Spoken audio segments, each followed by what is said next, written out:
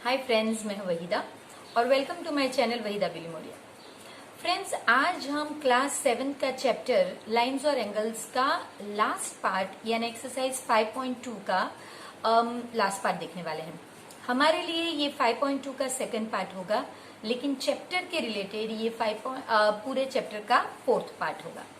तो फ्रेंड्स, ये जो पार्ट है ये इस चैप्टर का आप कह सकते हैं कि एक हार्ट है, क्योंकि इस पार्ट में आपको पूरे ही चैप्टर में जो कुछ भी कराया गया है उसका रिकॉल करके उसे इस जो लास्ट सेक्शन के सम्स है उसमें आपको इनपुट करना है।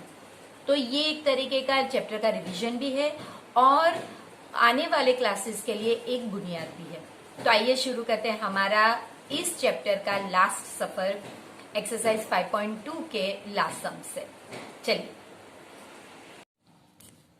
Welcome back friends. आज हम एक्सरसाइज 5.2 का क्वेश्चन नंबर 4 से कंटिन्यू करेंगे और आज हम ये एक्सरसाइज को कंप्लीट करेंगे और इसके साथ लेसन भी कंप्लीट करेंगे। तो अगर आपने क्वेश्चन 3 तक नहीं देखा है वीडियो तो प्लीज आगे का वीडियो देखिए और फिर यहाँ पे आइए, ताकि आपको पता चले कि अगर मैं कॉरेस्पॉन्डिंग एंगल बोलती हूँ तो उसका मतलब क्या है, क्योंकि उस वीडियो में हमने सभी टर्म्स डिटेल में एक्सप्लेन किए हुए हैं। तो अब हम शुरू करते हैं फ्रेंड्स। क्वेश्चन नंबर 4 का फर्स्ट पार्ट में दिया गया है आपको कि दो लाइंस है एल और एम और ये दोनों ही पैरेलल है, ये पैरेलल का सिंबल है और आपको एक्स ढूंढना है। अब फ्रेंड्स, एल और एम पैरेलल है और टी ट्रांसवर्सल है। ये दो का कोई रिलेशन अभी तक हम सीखे नहीं है। तो आप इसके लिए क्या कर सकते हैं कि आप इसको मेरी मेथड ना करके आप किसी और मेथड से भी कर सकते हैं। मैं क्या करूंगी, मैं पहले इसकी मदद से ये एंगल ढूंढूंगी जिसे मैंने नाम ए दिया है और फिर इसे और इसे मैं कॉरेस्पॉन्डिंग एंगल कहूंगी, क्योंकि ये एफ बनता है उल्टा। तो मैंने ये किया है। आप ऐसा ना करना चाहें तो आप वो भी कर सकते हैं। आप क्या कर सकते हैं, इसकी मदद से आप ये ढूंढ सकते हैं क्योंकि ये कॉरेस्पॉन्डिंग एंगल होगा और फिर आप लीनियर पेयर कर सकते हैं, या कोई और भी मेथड हो सकती है। हम ये मेथड कंटिन्यू करते हैं। आप अगर ये मेथड ना हो तो आप अपनी मेथड डेवलप कीजिए। तो मैंने सिर्फ उतना ही पार्ट ड्रॉ किया है जितनी हमें जरूरत है। तो हम लिखेंगे 110 लीनियर पेयर हो तो इन्हें प्लस करना पड़ता है। Plus a is equal to 180 because they form linear pair. अब इसके बाद आप क्या कर सकते हैं फ्रेंड्स कि ये जो है आप 110 को इस साइड पे शिफ्ट कर सकते हैं। इस साइड पे एडेड है तो इस साइड पे सबट्रैक्टेड होगा और इसकी वजह से आंसर 70। तो आपको ए जो है ये 70 मिल गया। जो मिल गया आप अपने ओरिजिनल फिगर में जाके लिख दीजिए।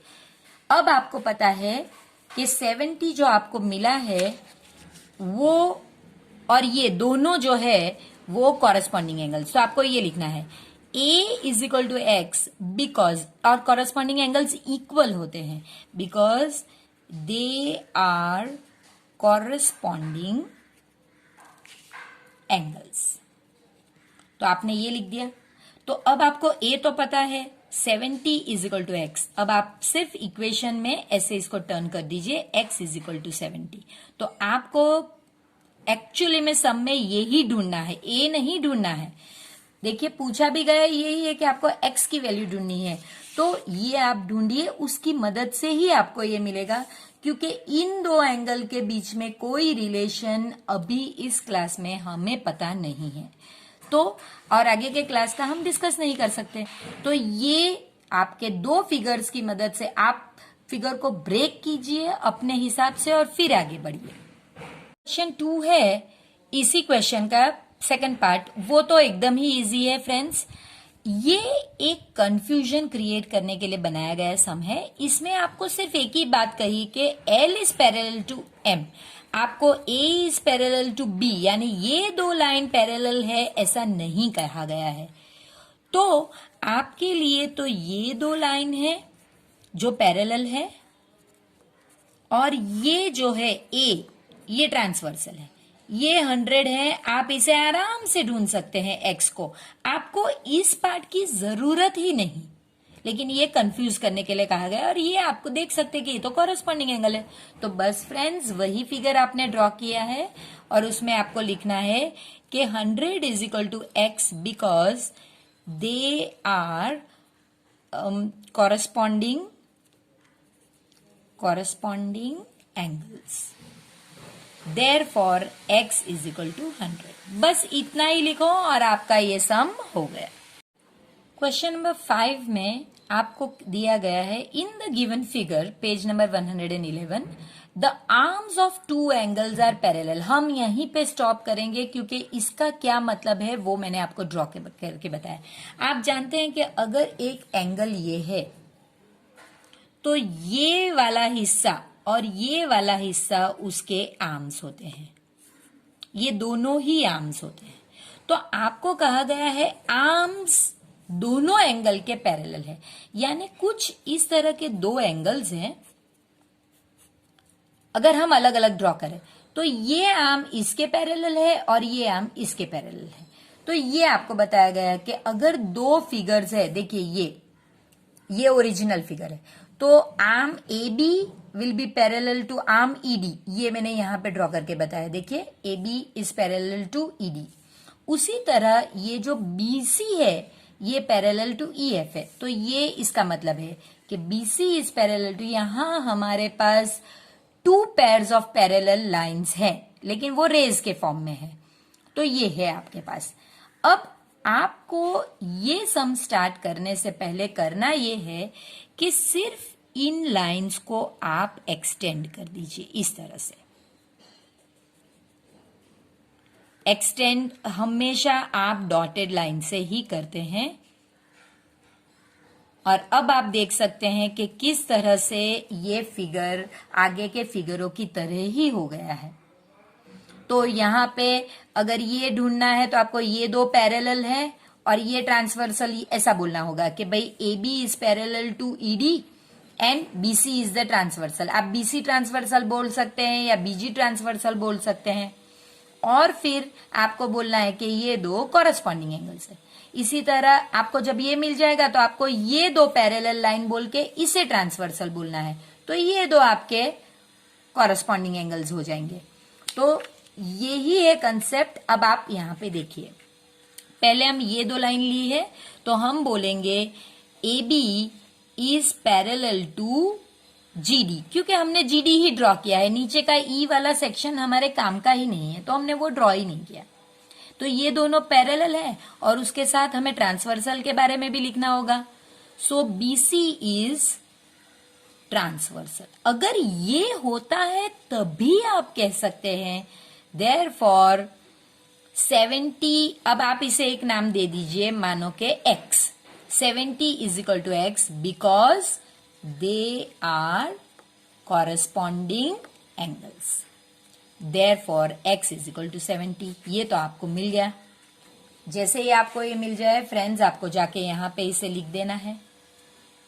अब इसका काम ही नहीं है, ये दो पैरेलल लाइंस और ये ट्रांसवर्सल, तो वो फिगर मैंने ड्रॉ किया है। देखिए वही लिखना है, जो ड्रॉ किया वही लिखना है कि BC is parallel to EF। और अब ट्रांसवर्सल कौन है हमारा?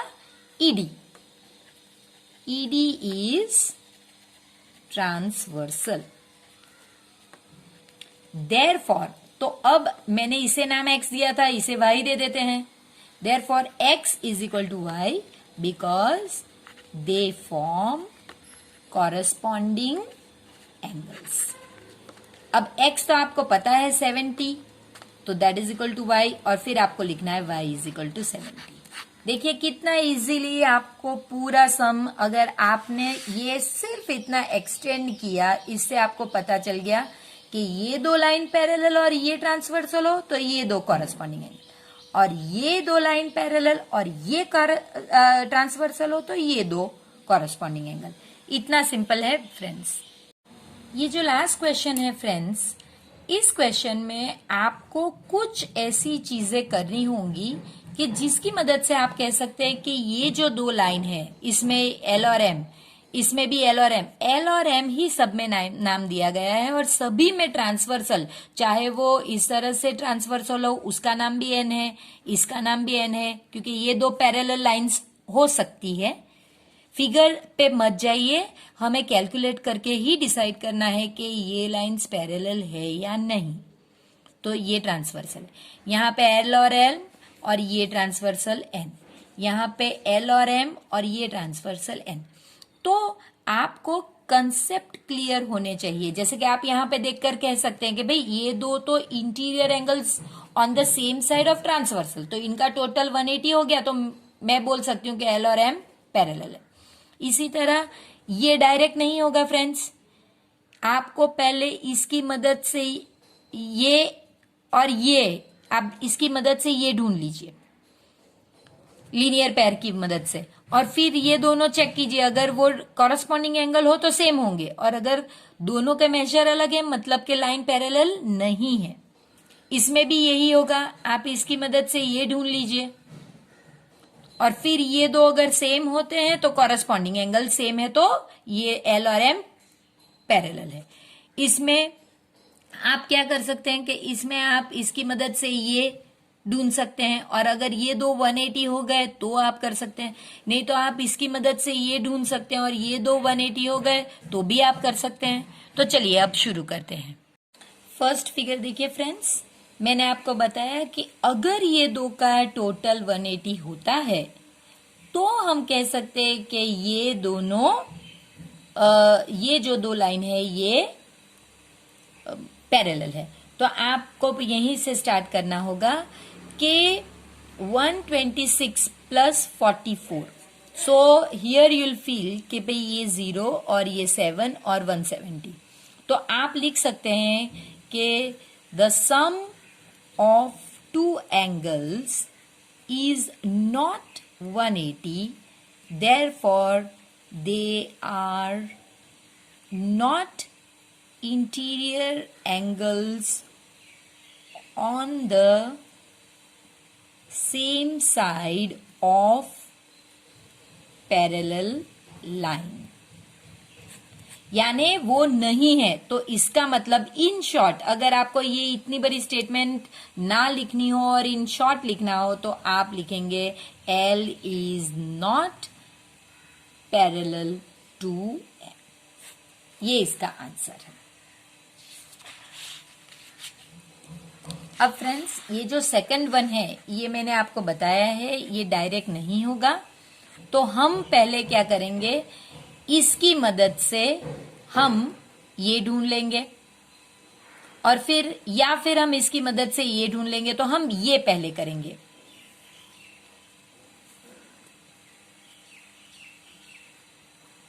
आप इसे नाम दे दीजिए ए।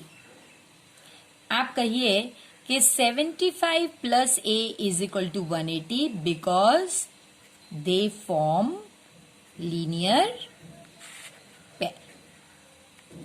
Therefore a is equal to, अब इसे इस साइड पे भेजना है आपको, क्योंकि ये बाजू ये लेफ्ट साइड पे एडेड था तो इस साइड पे मल्टीप्लाइड होगा, अरे सब्ट्रैक्टेड होगा, तो आपको ए मिल गया 105। तो ए आपका हो गया 105। अगर ये दोनों कॉरस्पॉन्डिंग एंगल होते तो दोनों सेम मेजर होते, जो हमारे केस में राइट नहीं है। तो अब आप वो फिगर ड्रॉ कीजिए जिसमें ये जो है आपका 105 है और ये 75 है। तो आपको लिखना है as both measures in the figure are not same, therefore they, आप ये ना लिखें, आप डायरेक्ट लिख लीजिए L is not parallel to M। आप ये लिख सकते हैं। थर्ड वन फ्रेंड्स, इसमें भी वही चीज होगी, आप इसकी मदद से ये ढूंढ लीजिए, इसे पहले नाम दे दीजिए A, और इस लीनियर पेयर की मदद से ये ढूंढ लीजिए, और फिर इस दो को कंपेयर करिए, अगर ये सेम है तो वो corresponding angles of parallel line है। तो यही आपको करना है, आपको लिखना है इस तरह से। पहला फिगर हमारा ये 57 है और आपको ए ढूंढना है। तो आप लिख सकते हैं 57 plus a is equal to 180 because they form linear pair. तो a is equal to 180 minus 57, 180 minus 57 will give you 123, a is equal to 123। आपको मिल गया a 123। अब आप देख सकते हैं कि ये भी 123, ये भी 123 और दोनों का फिगर f यानी कॉरस्पॉन्डिंग एंगल्स। तो आपको वही लिखना है कि a इज इक्वल टू 123 यानी, और ये आप इसे नाम दे दीजिए b। Also b is equal to 123, therefore l is parallel to m। बस इतना ही रीजन आपको लिखना है। आपको तो इसमें डिसाइड करना है सिर्फ ये वर्किंग कोई स्कूल एक्सपेक्ट करेगी, कोई स्कूल एक्सपेक्ट नहीं करेगी, लेकिन ये आपके फ्यूचर के लिए राइट है कि आप रीजन आउट करने का आप देखें कि भाई अगर मैं इस तरह से रीजन आउट करता हूं तो मेरा आंसर आना चाहिए। फिगर देख के आपको डिसाइड नहीं करना है। ये लास्ट है क्वेश्चन ऑफ द एक्सरसाइज और लेसन इसके बाद खत्म होगा फ्रेंड्स।